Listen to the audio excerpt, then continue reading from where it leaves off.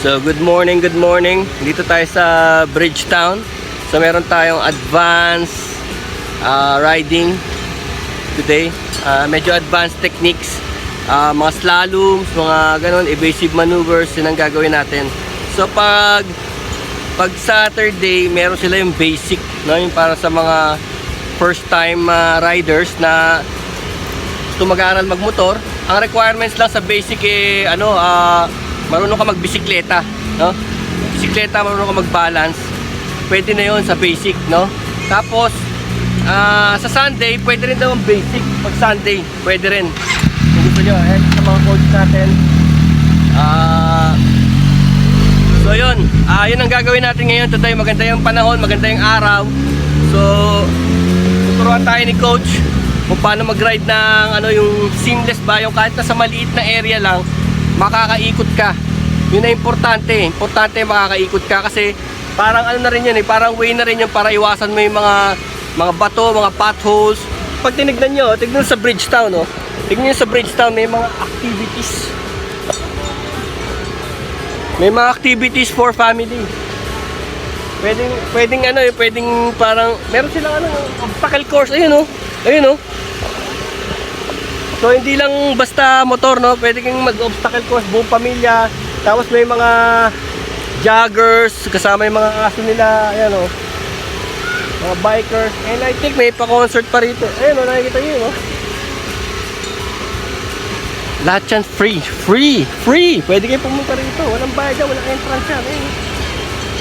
Nakikita niyo. Tapos ang activities dito sa gabi, meron din. May tambayan dito sa gabi.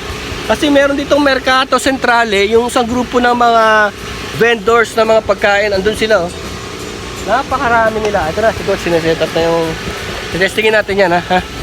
Testingin natin yan. So, nandito ako sa Enhance. Ito yung invitation sa akin ni Sir Edsel.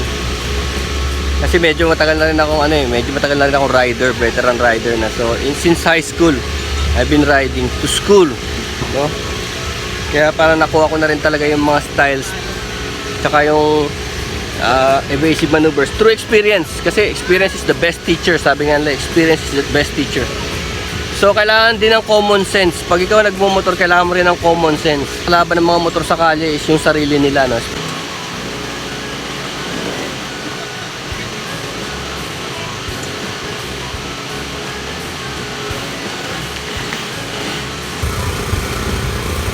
Galing, ano?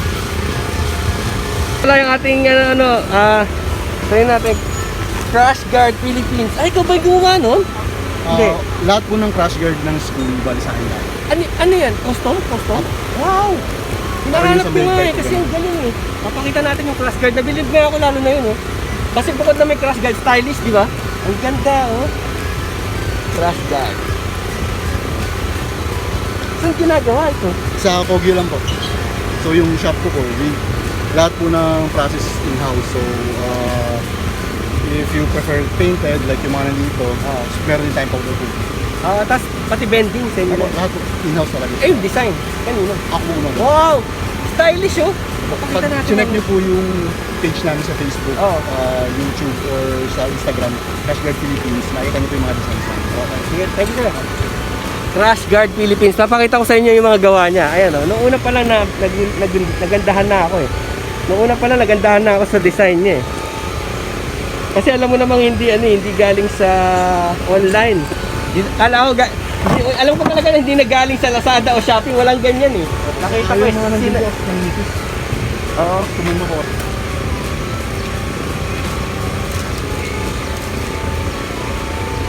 Falcon FKM 400 X400.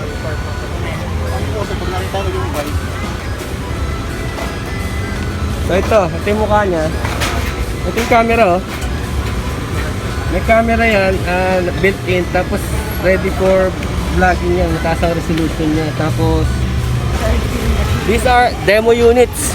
Nakikita niyo itong FKM na yan, demo unit yan. Pwede nyo i-test drive yan pag may time na magpapatesting sila ng bike na yan. FKM, pwede nyo testingin yan. Tapos nakikita nyo yung mga bikes na yun ang pwede nyo subukan kung gusto nyo mag-aral sa Ride Academy, Basic and Advanced. Nakikita nyo yung mga bike na yun, yan. Yan ang pwede nyong hawakan dito. Kahit wala kang motor, kahit wala kang dalang motor, pwede. May motor tayo dito. Ambulansya for emergency, may event yata dito. So truly, dito sa Bridgetown, isang events place, no? Kahit na ano, anything goes. Pwede kang kumain, pwede kang mag-exercise. Pang pamilya, pwede maglaro mga bata. Siguro at night, ano ba yan? Parang may concert hall pa rin. May mga obstacle course, so ayun, oh. Yung mga ring, yung monkey bar, monkey ring. Tapos ito may rope. Nakita nyo, may rope, oh.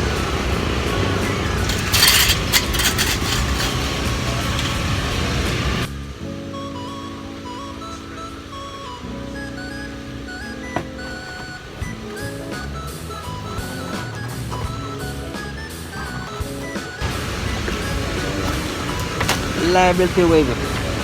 Standard. Okay, we're about to start. Siyempre, standard muna yung waiver. Waiver muna. Contact number in case of emergency. Kailangan namin ng vest, protective gear. Gears. Mic test. Importante gear, Okay, ha? so good morning. Ah. We're just gonna have a quick safety overview. So welcome to Bridgetown Destinations Estate Ride Academy. We're gonna focus on where you are as a rider and build upon that. Furthermore, we will ride refresh. Baga, kung sa bike, upgrade tayo ng upgrade. Pero ang pinaka-importanting upgrade would be yung skills Yung rider that you mismo. will apply during your motorcycle journey. So, kagaya rin nung sinasabi ni Coach Edsel lagi, practice makes progression. So, you can never perfect yung riding skills, no, but you can always progress every time that you train, you practice, as well as you kumbaga apply kung ano yung natutunan mo. Sasalta ako sa sarili kong vlog. Yun. Well, kailangan talaga ma-experience nyo talaga yung ano. Kailangan talaga yung mag-training kayo. Tapos yung bike will be an extension of your body. Kailangan alam nyo yung potential ng bike, pati yung rider. Kailangan, para sila nagtitraining, no? Upgrade the bike, upgrade the rider. Be safe and always be alert. Bawal ang yabang, bawal ang karera, bawal ang kaskasero. Ganun. So, usually ang kalaban mo sa bike is, sa riding is yourself. Kaya kailangan na, kung ano lang yung kaya mo, yun ang gawin mo sa ride. So, I'm from Marikina. Expectations. Expectation, syempre mag-upgrade yung skills. Yun, gusto ko rin malaman talaga kung ano yung ginagawa ng mga kagaya nila Sir Edsel. Kung anong training ang ginagawa nila. Kasi ako, aral sa experience ba. So, gusto ko rin malaman yung talagang normal na training. Alright. Tuturo namin sa inyo ngayon yan. Yes! Tuturo sa I know you as Pinoy Adventure Rider, but what's Hello, my name is Raymond Vicente from Quezon City. Yung dahilan kung bakit ako nandito is yung para matuto at yung malaman, maano ko yung prevention ko sa pagdadrive. right? So yun pala, pwede rin pala tayo mag-training dito ng automatic. Ang sanay ka sa automatic, gusto mo mag-clutch. Pwede rin dito. My name is Renny Vicente. I'm from Quezon City. Bakit ako nandito? Para madagdagan pa ang skills ko sa pagmumotor at para matutunan kong maiwasan ang mga aksidente sa daan. Sa pag-i-introduce sa team natin, who's setting up. So, let me introduce the closest one. So, Yeah. this is Sir Rage Tornago, aka Crash Guard Philippines. Yes! Sir Rage Crash is Guard. a long-time rider, safety advocate. Yung mga panahon ng motorcyclephilippines.com, yung mga forum, wala pang Facebook, okay, website pa lang. So, very active. Member ako nun, Cycle Yeah. Philippines. Yeah, hey! Kogyo! Yes, he has fabrication shop sa Tokyo. Crash So guard. he'll be with us today. Thank you very much. And then with the team, we have two student marshals whom we're training to become coaches one day. Alright, so si Coach Jong. Yan, so si Coach Jong, he started sa enhancement, tumatambay sa Mototown. So we just came from the Cordillera. mountain range. It's the longest and highest highway network in the Philippines. Hawakan mo na yung Alapaap. So FKM is a game changer by being the cheapest. For example, this is the cheapest expressway legal motorcycle in the Philippines right now at 208,000. Yeah, but it has a front camera, 8 valves, double channel, dual channel ABS. It's a liquid cooled 6-speed with slipper clutch. And it has keyless ignition. So alam natin yun. So technology is very high, the quality is very good. So yun yung in-introduce natin sa Philippines. We'll make sure na will help us increase our safety on the road. And this is called the pre-ride inspection. So we make sure naka-neutral.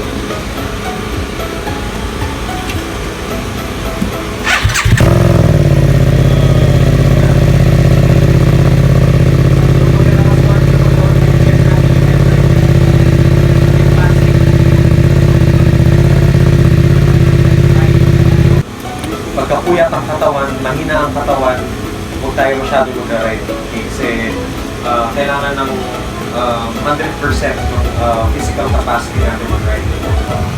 Yun, may certification.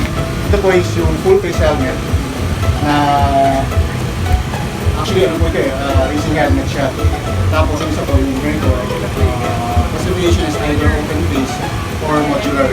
Pag modular po, sinasabi nila is, or ano yung sabihin niya, pwede siya maging open face, pwede maging full face. Adventure bike mounting. They're very big. Kapag clear na, angat. Lagay niyo po lahat ng weight niyo sa left leg. Huwag po kayo mag-alala, hindi po yun natutukan. Kasi sa side na yan, yun po yung side stand natin. So the side stand can support that weight. Right? Bend your knee.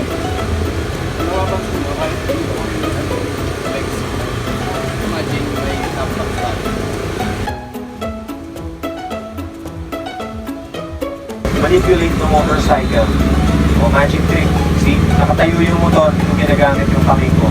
Ito ginagamit ko yung aking hips. Right? Handlebars, nandito.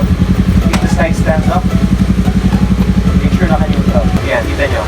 Pag nakapreno ako, umiilang ka. Ito yung hanap ko, ito 5%. Sabihin niya pag nakapreno ako